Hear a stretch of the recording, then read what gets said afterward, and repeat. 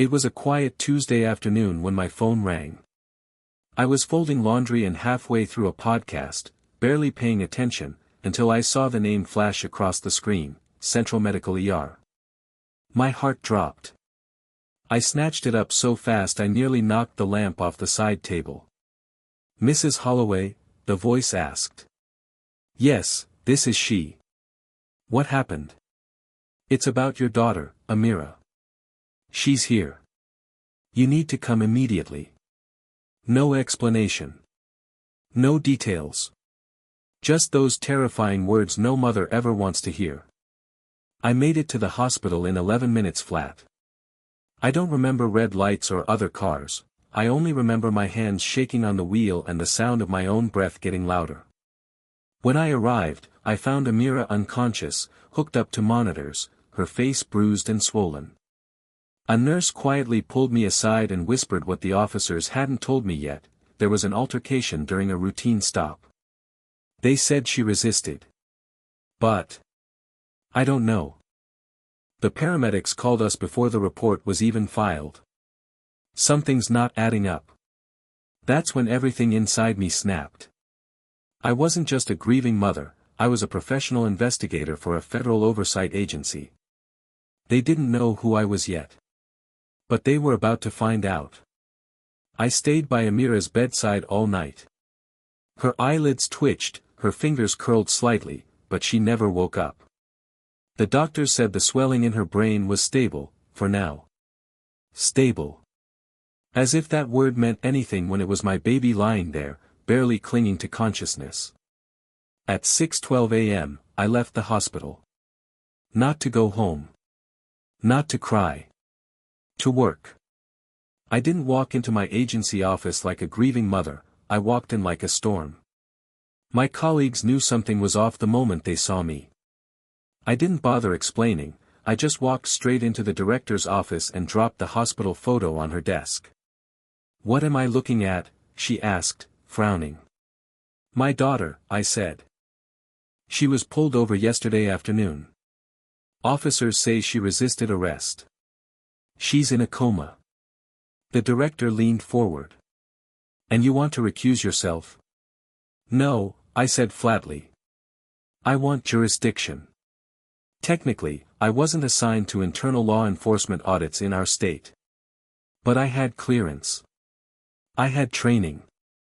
And I knew the rules better than anyone."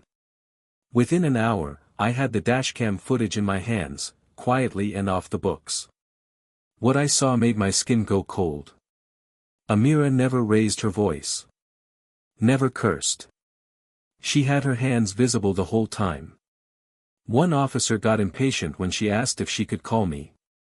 Another grabbed her arm when she hesitated, reaching for her license. Then it spiraled, fast. It wasn't just excessive force. It was brutal. And illegal. I closed my laptop, my hands trembling, not from grief this time, but from fire. They hurt the wrong daughter. And they had absolutely no idea who her mother was. By noon, I had names.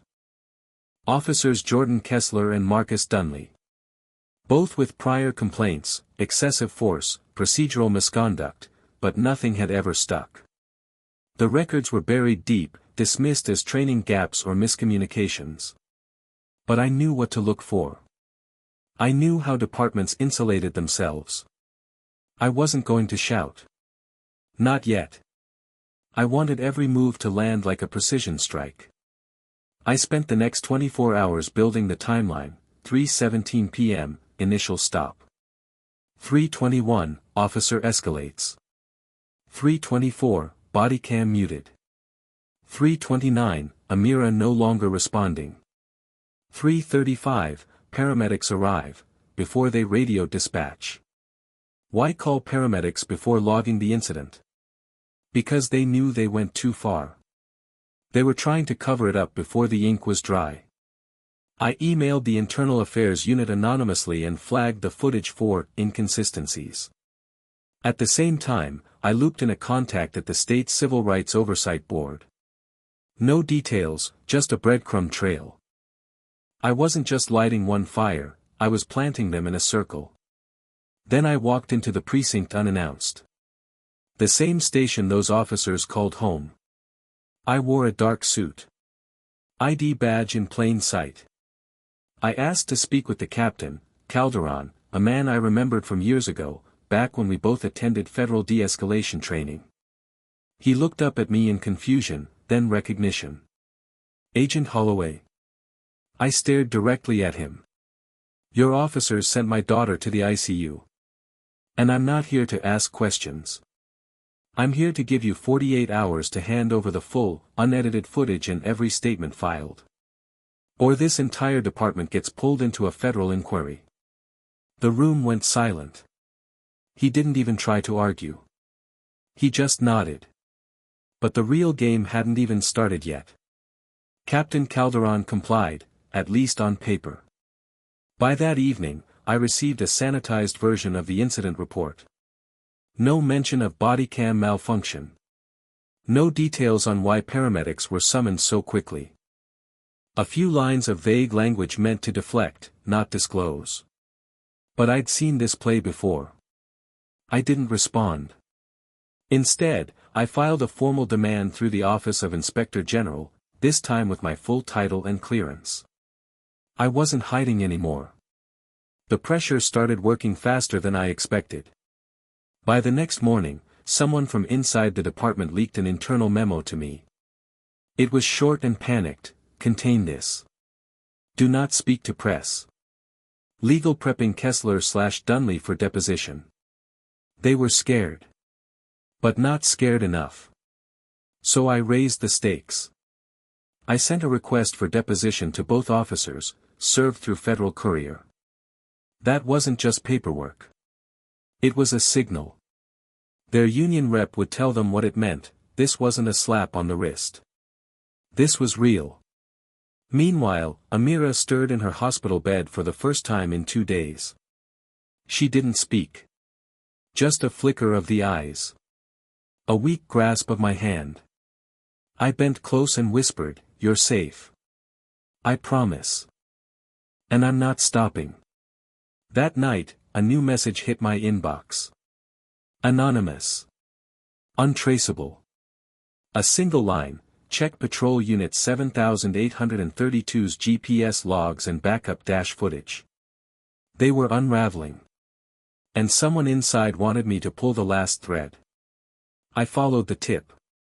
Unit 7832's GPS log wasn't included in the official report, which was already a red flag. I accessed the back-end system using a bypass protocol reserved for federal investigations, one of the few perks of my clearance. The coordinates told a different story. After the so-called incident, Kessler and Dunley didn't head straight to the station as their report claimed. They took a 7-minute detour to a city-owned maintenance yard on the outskirts of town. No cameras. No witnesses. A known blind spot. Why? I located the backup dash footage from that cruiser. It had been quietly archived under the wrong tag, training footage. Sloppy. But lucky for me. I watched it. My hands clenched the armrest tighter with every frame. There was no struggle. No threat. Amira asked if she could text me, and Kessler shoved her phone away. Dunley stood by the passenger window, arms crossed, watching in silence as Kessler yanked her out of the car. She hit her head on the pavement when she resisted the second arm being twisted, more out of panic than defiance.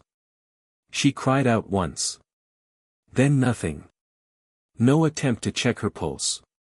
No first aid. Just 2 men standing over her body, exchanging short, nervous glances.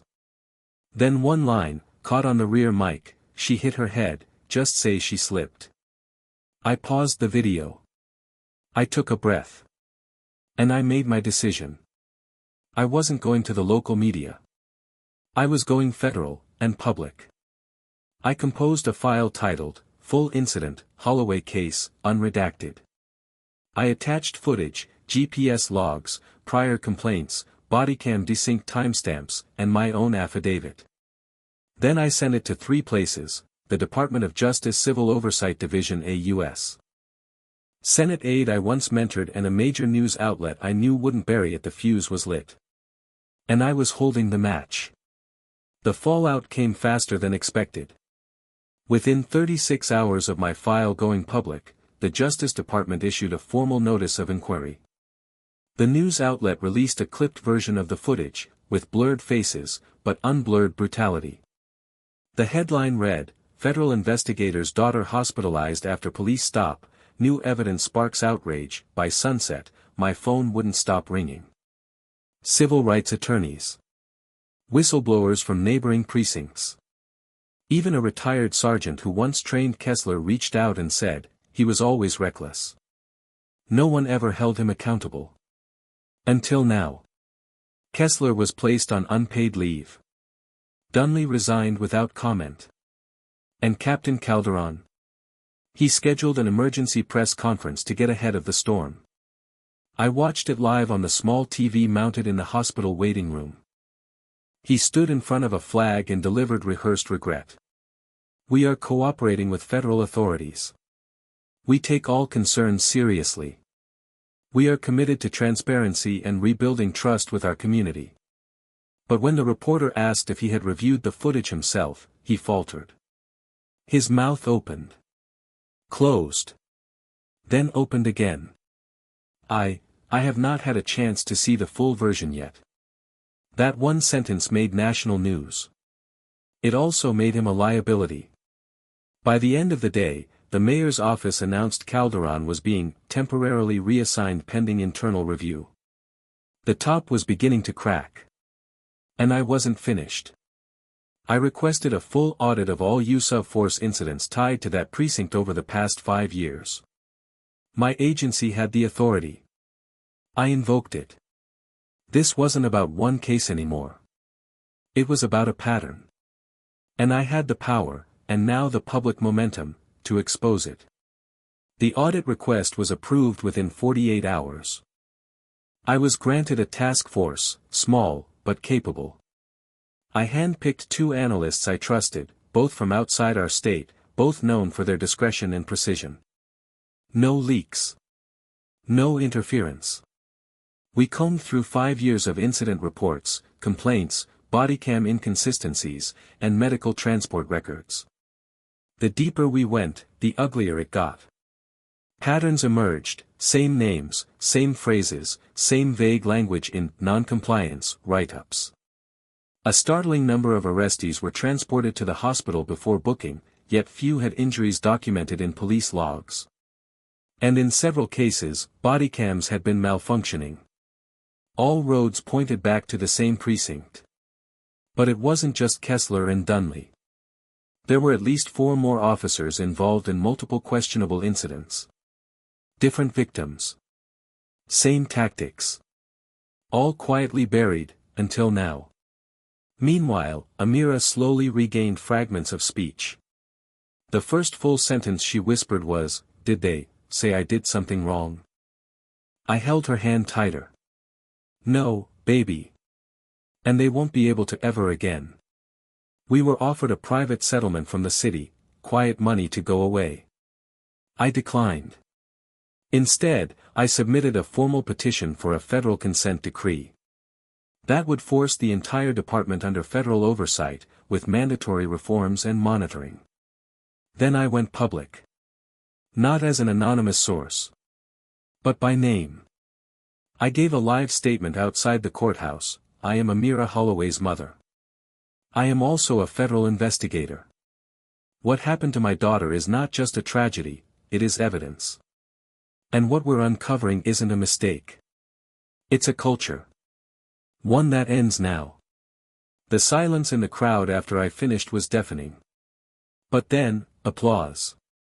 Not for pain. But for courage. And the officers watching from behind those courthouse doors. They weren't applauding. They were preparing for the reckoning. The Department of Justice formally opened a pattern or practice investigation, one of the most serious actions they could take against a local law enforcement agency. A team of federal monitors arrived within a week. The press circled like hawks. City leadership scrambled, issuing statements of unity, reform, and zero tolerance for misconduct. But they were too late. The rot had already spread too far. 2 of the officers flagged in our audit were quietly removed from duty. Another one lawyered up and went on national television, insisting, "It's all politics." He didn't know the public had already seen the footage. His denial only made things worse. But the biggest blow came from within. A dispatcher, who had remained silent for years, stepped forward after watching my courthouse statement. She filed a sworn affidavit detailing multiple incidents where supervisors instructed her to alter call logs, reassign timestamps, and delete certain distress codes before reports were finalized. That was evidence of obstruction. That wasn't just a policy violation. That was federal crime territory. Now, we weren't talking about suspension or reassignment. We were talking indictments. Back at the hospital, Amira took her first assisted steps down the hallway. The nurses clapped. I recorded it. Not for the public. For myself. To remember what strength looked like. Because while departments and press offices scrambled to control the narrative, the real story was right in front of me, a young woman standing again, even after they tried to break her. And a mother who had never intended to be a public figure, only a parent who refused to stay quiet. The difference? I had the truth. And I was no longer alone. The mayor called for a citywide town hall, an emergency session held in the largest auditorium they could secure. Community leaders, activists, clergy, and dozens of everyday residents packed the seats. I was invited to speak. I wasn't there for optics. I was there to make it clear, this wasn't about one incident. This was about rebuilding something that had been broken quietly, over years, while no one was watching, or worse, while too many looked the other way. I stepped up to the microphone. My daughter survived, I said. But many others didn't get the chance to speak. So I'm speaking for them, too. I laid out what our audit had uncovered. No rage. No theatrics. Just facts. And the facts were damning. An independent reporter live-streamed the entire session. The comments were exploding in real time. National networks picked it up by morning. Then came the moment that cracked the city in half. The city attorney announced that a federal grand jury had returned sealed indictments against 2 officers, a lieutenant, and 1 civilian administrator, all tied to obstruction, abuse of authority, and destruction of public records. That meant arrests were coming. And those arrests would not be quiet. In the following days, 2 officers were taken into custody. One of them was Kessler. The footage of his booking wasn't dramatic, but it didn't need to be. The image alone said it all, the same man who put my daughter in a coma now walking silently into federal custody, hands behind his back. No apologies. No resistance. Just silence. And accountability. It wasn't everything. But it was a start. Months passed. The department was now under full federal oversight. Training protocols were rewritten. Supervisors removed. A new, external civilian review board, this time with real authority, was sworn in. But the biggest shift wasn't policy. It was fear. Not from the public. From them. Officers now knew that badges didn't shield misconduct. That the quiet ones, the so-called nobodies, could be someone they never saw coming. Someone with knowledge, access, and fire in their blood. Someone like me. Amira continued to recover. Her physical therapy was grueling, but she refused to let it break her. She even asked to testify before the oversight panel, not to accuse, but to advocate. I'm not just someone who was hurt, she told them. I'm someone who survived. And I want to make sure no one else has to. The room gave her a standing ovation. Later, during the closing press briefing, a DOJ official made a statement I'll never forget: this department didn't fall because of politics. It fell because one mother refused to back down. That pressure forced the truth into the light. And the light revealed everything. They asked if I had any closing thoughts. I looked into the cameras. I didn't bring the department to its knees, I said. They did that to themselves. I just held up the mirror. I didn't want fame. I didn't want vengeance. I wanted change, and we got it. And now? Now they all know, if they hurt someone's child again, they better pray that child's mother isn't me.